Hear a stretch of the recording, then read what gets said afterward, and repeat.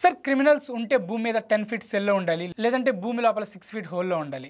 ఈ డైలాగ్తో అయితే hit 3 trailer అయితే స్టార్ట్ అవుతుంది. సో నేను డైలాగ్ ఎలా చెప్పాను కూడా కామెంట్ చేయండి, వీడియోని లైక్ చేయండి, షేర్ చేయండి.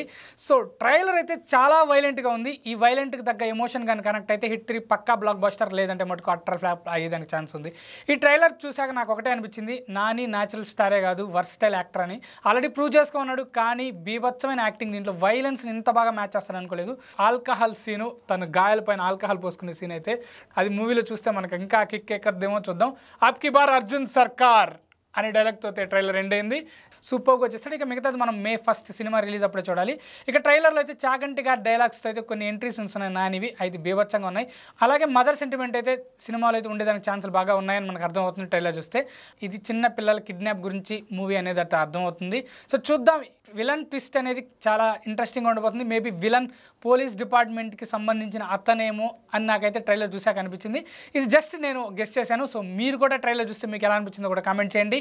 అబ్కి బార్ అర్జున్ సర్కార్ హిట్ కొడతాడా లేదో కూడా మీరు కామెంట్ చేయండి. అలాగే వీడియో లైక్ చేయండి, షేర్ చేయండి, సబ్స్క్రైబ్ చేసుకుని ఉంటాను. By, thanks.